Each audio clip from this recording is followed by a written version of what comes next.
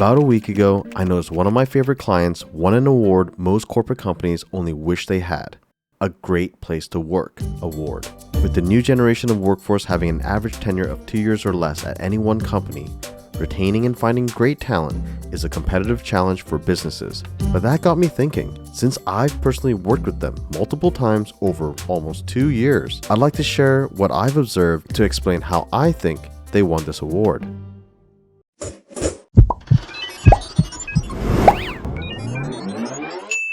Stories worth telling. I have a disclaimer. This is not a paid sponsorship video.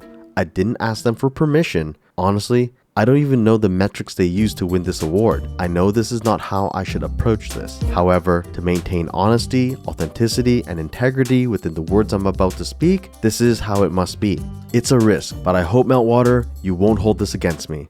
Okay, let's begin. What makes Meltwater a great place to work? To put it simply, it's their culture. They put an enormous amount of effort into cultivating it. I know it sounds cliche, and you might be rolling your eyes right now, but let me break it down further. Allow me to introduce Zubir Timol, or as I casually call him, Zubs. If we're going to delve into this topic, it's best to start with him. He's a partner, but also officially holds the title of VP of Culture. It's not the norm, and that's essential to note because just like any other large tech company, Meltwater still focuses on sales, revenue, and world domination. Yet they still feel prudent enough to invest real money, time, and resources in this idea of culture, and they're doing it better than anywhere else I've seen. But let me take you back to our first engagement, the catalyst for forming these opinions.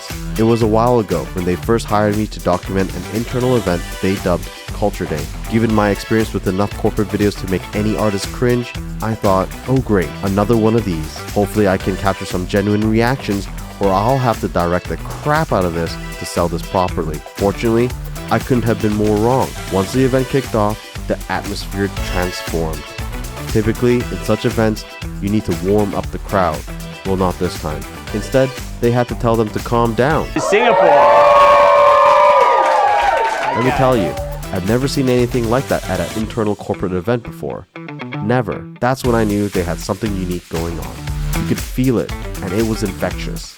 Over the next 2 or 3 hours, Zubs led the office through workshops he designed himself, focusing on leadership, growth mentality, and other mindsets he wanted the team to embrace in their daily work.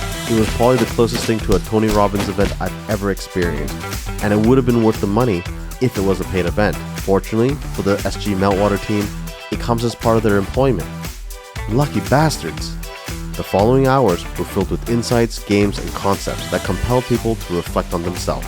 I witnessed team bonding activities, and from those activities, some were chosen to become leaders within their teams. These individuals embraced the responsibility, even if they're initially hesitant. Later, they had to present their team's thoughts to the rest of the office. I could tell some weren't comfortable with public speaking, but their teams cheered them on anyways. After the event, they all enjoyed an after party that was so fun, you would find it hard to distinguish it from an actual Friday night out with the gang.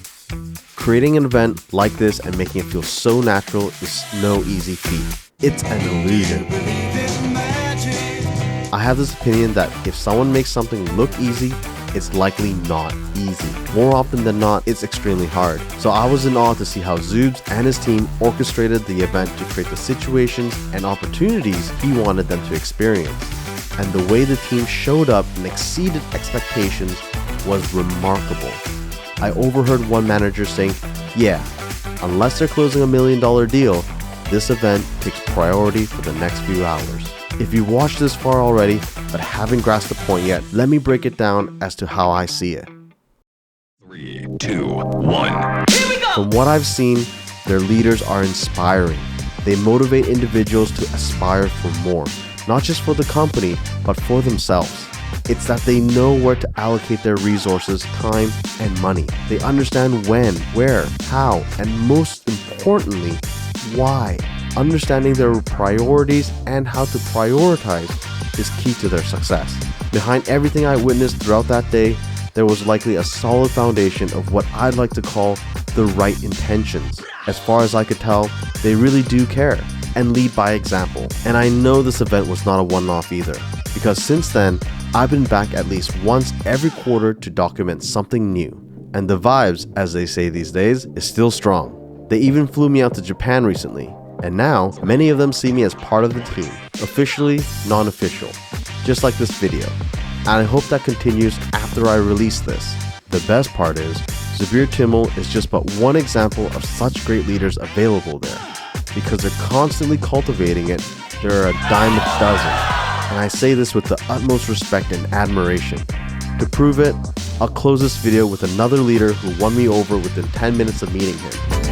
We create really good method around how to empower and establish that talent. Then all we need to do is allow people to be their best natural selves. But this is just the beginning. I hate how he made that sound so easy.